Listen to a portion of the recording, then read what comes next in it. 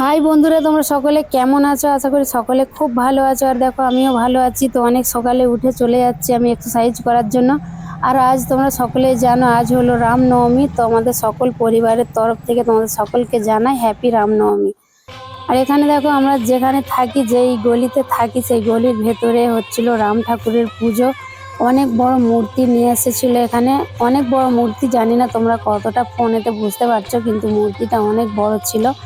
আর যেহেতু আমি ফোনেতে ভিডিওটা করি, হয়তো তোমরা অত বড় বুঝতে পারবে না, কিন্তু মূর্তিটা প্রচণ্ড বড় ছিল।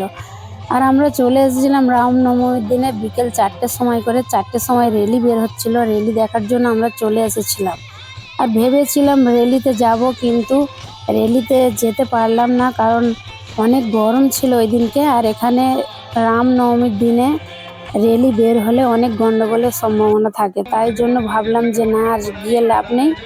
এখানে দেখো সকলে ভিডিও করছে, কে ফোনে ভিডিও করছে, কে ভিডিও ক্যামেরা নিয়ে এসে ভিডিও করছে। অনেক রিপোর্টার এসেছিল, যেহেতু এখানে একটু বেশি গোল গন্ডগোলের সম্ভাবনা থাকে, তার জন্য অনেক রিপোর্টাররাও এখানে ছিল।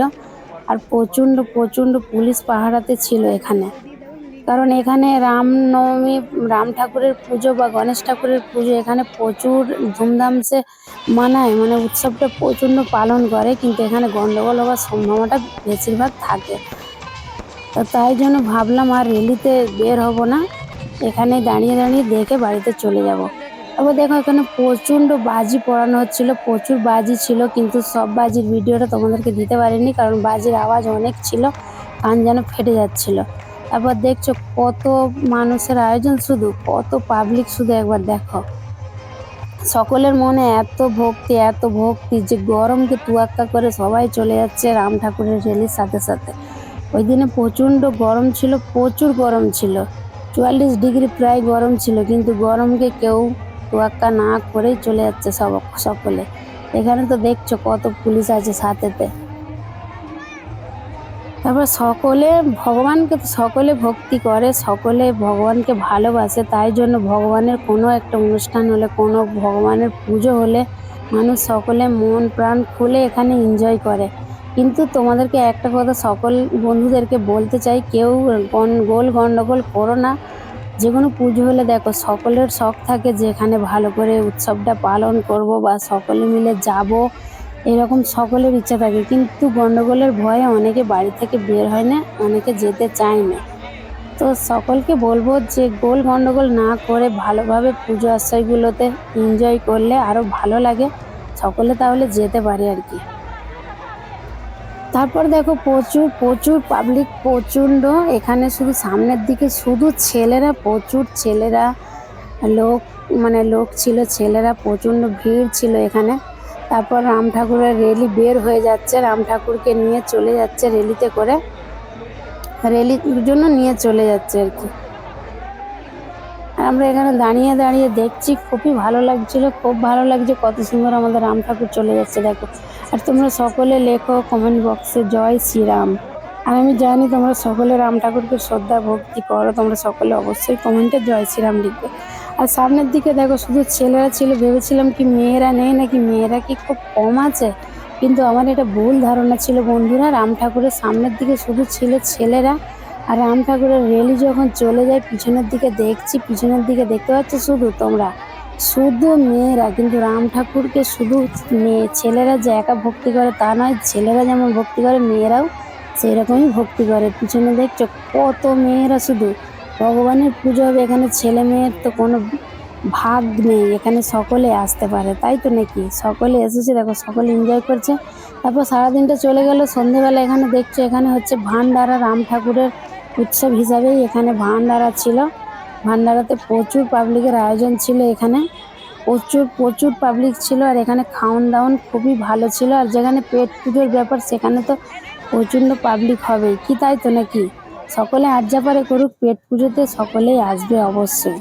আর দেখো এখানে আমিও খাবার নিয়ে বসে পড়েছি, 2 বাটি আমের রস নিয়ে নিয়েছি, তারপর ভাত ছিল, ডাল ছিল, বেগুন আলুর সবজি ছিল, আর আমার মেয়েও এখানে বসে আছে, বোঁদে ছিল, পাঁপড় ছিল, খুব ভালো ভালো খাবার ছিল। তারপর এখানে দেখো সকলে খাচ্ছে খুশি মনে, সকলকে খুব ভালো লাগছে। আর দেখো এখানে এইভাবে খাবার দেয়, এটা হলো গুজরাট বড়োদরা, এখানে এইভাবে খাবার দেয়, এখানে খাবার নিয়ে সকলে দাঁড়িয়ে থাকে।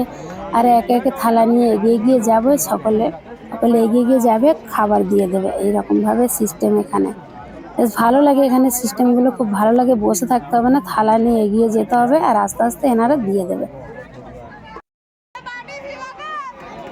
তারপর এখানে দেখো আমি একটা গুজরাটি দাদাকে ডাকছি, বলছি দাদা এসো তোমাকে ভিডিওতে একটু দেখাই। আর উনি এসে দেখো আমাকে কি দেখাচ্ছে, একটা বড় লঙ্কা নিয়ে দেখাচ্ছে, কিন্তু এই লঙ্কাটা ঝাল নয়, এটা কাশ্মীরি লঙ্কা। তো এই দাদাটা হলো গুজরাটি, কিন্তু এত সুন্দর বাংলা জানে, এনাকে কেউ দেখে বলবে না যে ইনি গুজরাটি। পুরো বাঙালিদের মতোই লাগবে, প্রচন্ড বাংলা জানে। তারপর দেখছো কত পাবলিক কত পাবলিক। আর আমি আমার হাজব্যান্ড আসেনি, আমি আমার ছেলে আমার মেয়ে চলে এসেছিলাম আমরা ভান্ডারা খেতে। হাজব্যান্ড আসে না, কারণ ও কোনো জায়গায় কখনোই খেতে যেতে চায় না। দেশে গেলে যদি জোর জবরদস্তি করি তাহলে দু একবার হয়তো যাই, কিন্তু বেশিরভাগও যাই না, আমরা তিনজনেই বেশিরভাগ যাই। তারপরে এখানে খুব ভালো লাগলো, খাওয়ান দাওয়ানটা করে ভালো লাগলো। আর মেয়েদের দেখো একবেলা রান্না না করতে হলে সত্যি কথা বলতে অনেকটা ভালো লাগে, তাই তো নাকি? রোজ রান্না করে করে আমরাও বোর হয়ে যাই, বোরিং লাগে পুরো। তারপর এখানে দেখো কত মাসিরা কাজ করছে থালা ধোয়ার, প্রচণ্ড থালা, তো এই মাসিগুলো সব থালা ধোয়ার জন্য কাজ করে। তারপর আমি আবার আজকে গিয়েছিলাম, অনেক বোঁদে বেশি হয়েছিল, বোঁদেগুলো নিয়ে এসেছি, বলছিল যে নিয়ে সবাই চলে যাও।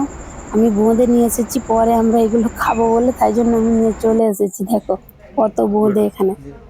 তারপরের দিন একটা ছোট্ট ভিডিও বন্ধুরা, আমি আমার ছেলেকে নিয়ে গিয়েছিলাম অ্যাডমিশন করানোর জন্য। এখানে এয়ার হোস্টেজের সব কিছু কাজ শেখায়, মানে যা কিছু কাজ এয়ারপোর্টে সব কিছু এখানে কাজ শেখানো হয়। তো আমি আমার ছেলেকে অ্যাডমিশন করানোর জন্য নিয়ে এসেছিলাম, কিন্তু দুঃখের বিষয় এখানে অ্যাডমিশন করাতে পারিনি, কারণ এখানে অ্যাডমিশন হতে গেলে 22 থেকে 23 বছরের দরকার। আমার ছেলে যেহেতু এখন ছোট, ছেলের বয়স 18, তাই জন্য ছেলেকে আমি ভর্তি করতে পারিনি। তো কলেজ করাবো, তারপর ছেলেকে এখানে ভর্তি করাবো। তো চলো বন্ধুরা, আজকের মতো ভিডিওটা এখানেই শেষ করলাম। আমার ভিডিওটা যদি তোমাদেরকে ভালো লাগে অবশ্যই লাইক কমেন্ট শেয়ার করো। যারা আমার চ্যানেলে নতুন আসবে বন্ধুরা সাবস্ক্রাইব করে নিও। চলো বাই বাই।